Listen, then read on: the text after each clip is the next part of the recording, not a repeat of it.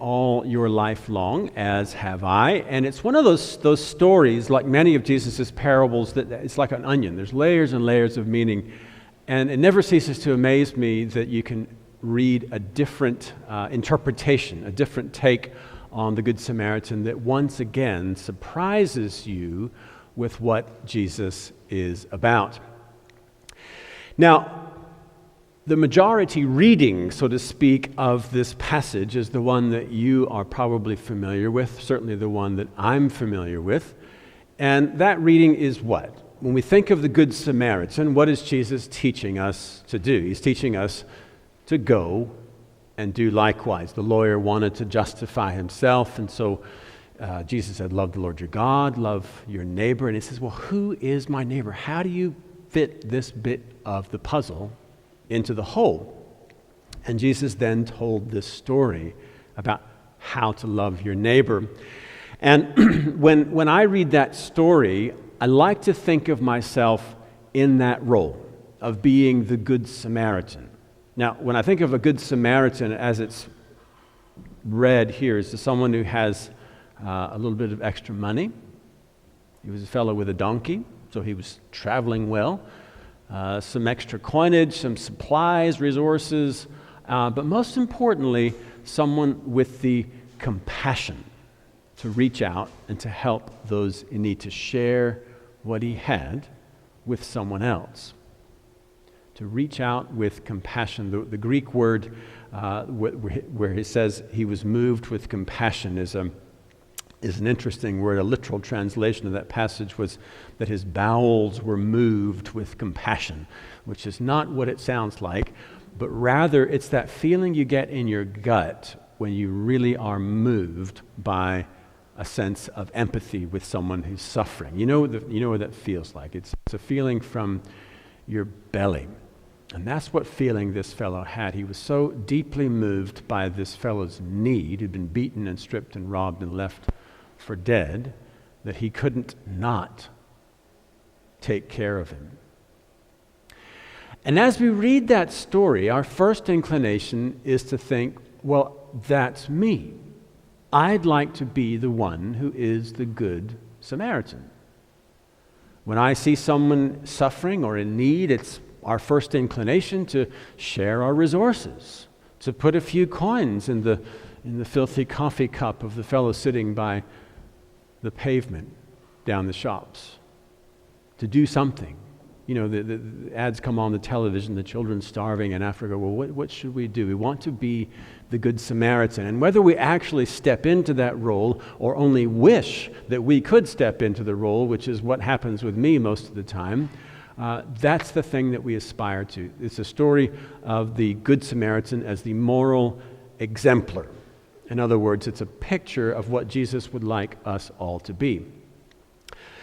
But when it was first told back in the day, it wasn't such an easy fit, because people would have heard one word in this story Jesus was telling, and they would have been shocked. They would have been horrified. Not only that this person would have been included in the story at all, but that this person would be the hero of the story. And that, of course, is the Samaritan. Now, Jesus was very intentional about his choice of character for this role.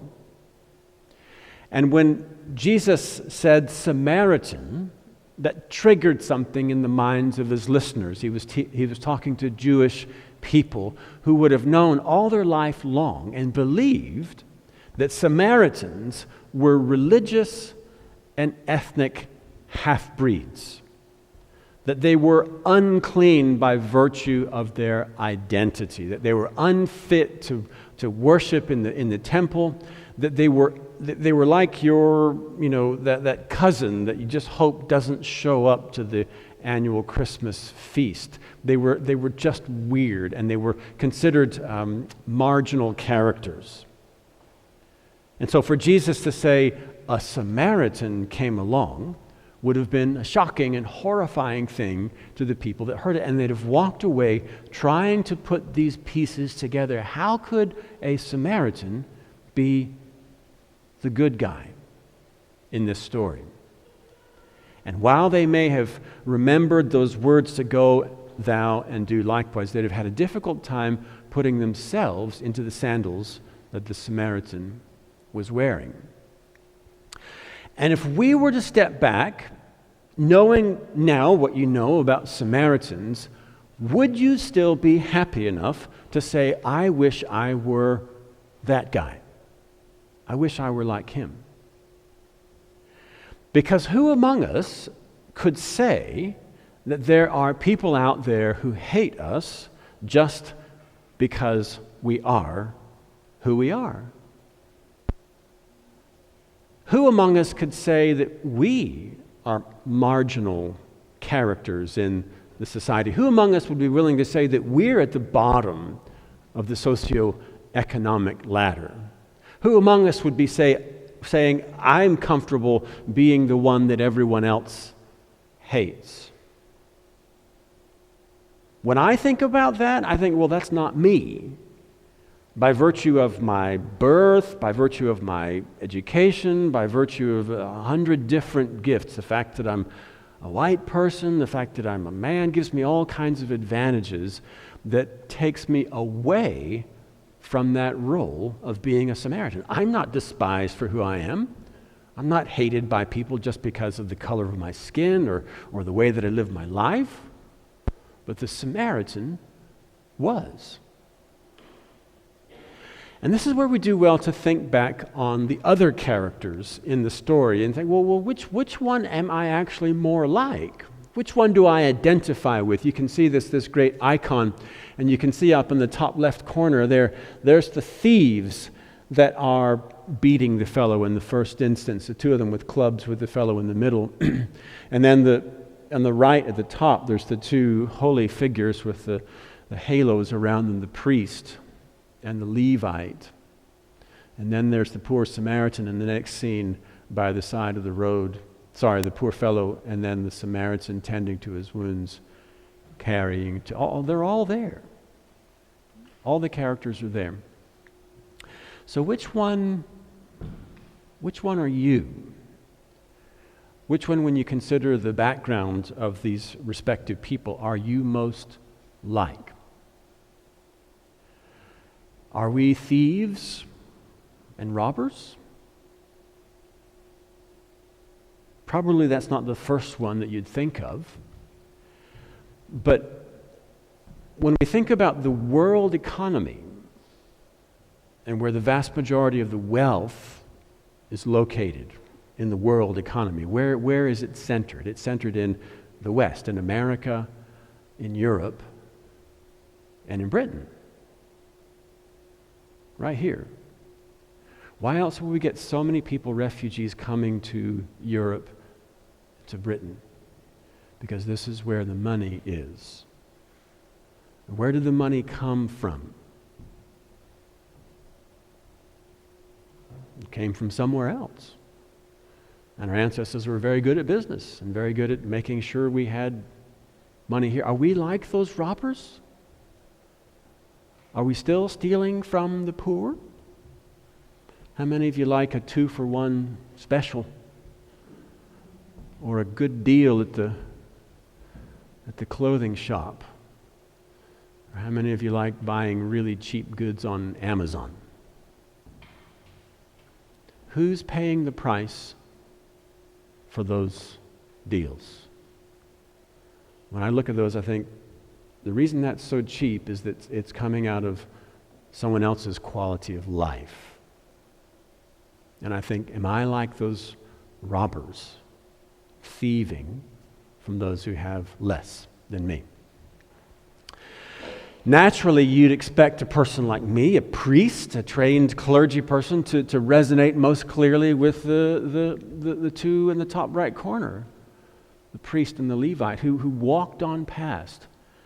And it's so easy to look at those guys and think, shame on them, because they ignored the needs of this poor fellow on the side of the road. But again, Jesus' listeners would have been far more sympathetic to the priest and the Levite, because the priest and the Levite played a very key role in the welfare and the religious life of the nation. And for them to have touched a person who was either close to death or dead would have made them unclean, which would have made them unfit to serve in the temple, to do their work as priests. So the people who heard this story might have looked with some measure of sympathy on the priests and the Levite. Either that, or they must have thought, well, those jerks are like that anyway. They're pretty selfish and stuck up. It's not surprising. But are we like that? Where are our priorities? How many times do we walk past because we just don't want to deal with the problems that are there right in front of us? I know I do. I walk on by. And of course, we've already talked about the fact that probably most of us are not going to be able to say, I'm like the Samaritan. I'm not amongst the despised and rejected group of people. Scholars these days, Sam Wells in particular, and others, are arguing something that I think is very interesting, and that is that we are more like the person who was attacked and beaten and robbed than we might care to admit. That we're actually like that person. We like to think of ourselves as people who have resources, people who have a bit of money, people who have perhaps a higher rung on the socioeconomic ladder. We like to think of ourselves as having the answers, of being able to go to those who have less and say, well, if you'd only do this and this and this, if you'd only take this and this and this, then your life would be so much better because it would be more like mine. But are we not like the fellow at the side of the road? See, Jesus had a way of coming in and turning everything upside down. And John talks about this sort of thing in the book of Revelation in the church. He was writing to the church in Laodicea, and he says, I know you think you have everything. You think you have money, you think you have privilege, you think you have esteem, and maybe you do, but do you not realize that you're wretched and pitiable and poor and blind and naked? Because you've trusted in your affluence more than you have in the provision of God. You have so much to learn about being a person of faith because you assume that your wealth and your privilege is a result of God's blessing, when in fact it may be a result of your greed or your selfishness.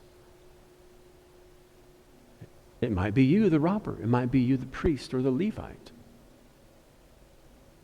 And over and again through the scriptures, Jesus points not to the wealthy as exemplars of what he intends, but rather to the poor. And the story in Exodus of the two Hebrew midwives who defied the word of the Pharaoh himself, and they refused to kill the baby boys and the baby girls that had been born to the Israelites because they feared God more than the Pharaoh. Now, that took some courage because the Pharaoh effectively was God on earth for them. And for them to have defied the Pharaoh would have been literally to put their lives in the hand of God. Now, again, the Shiphrah and Puah were the last people that you would have expected to be the heroes of the story. And yet here they were as heroes of the faith, the least and the last and the lost. There's a transformation happening right now in the way that we think about mission in the church. Mission in the sense of how do we serve the purposes of God?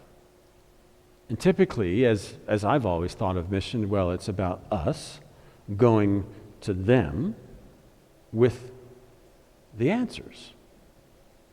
It's about us going to them, whoever them may be, with money, right? Or with food, or with clothing. And because we have more, so we should share with those who have less, which is a good thing. But where we make a mistake is we fall into the presumption that somehow we're good and they lack, therefore we have to give to them. But what Jesus is saying throughout the whole of the Scriptures, is that there is a virtue in poverty that we often miss when we come with a sense of presumption about who is the one who is actually in need. And there's a funny way of recognizing Christ in the face of those who have less. You know the story in Matthew's Gospel where Jesus is passing judgment on the people separating the sheep from the goats, and he says, when I was hungry, you fed me. When I was naked, you clothed me. When I was sick and in prison, you came and visited me. Over and over again, he says, when you serve those who are less, you're serving me. In other words, Christ is less about being here and more about being out there. And if we want to find Jesus, we have to recognize our own poverty in the first instance.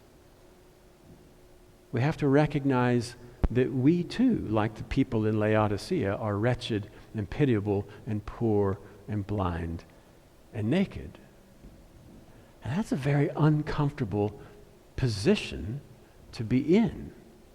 We're so attuned to thinking we have more, we have to give to those who less. But then where is Christ?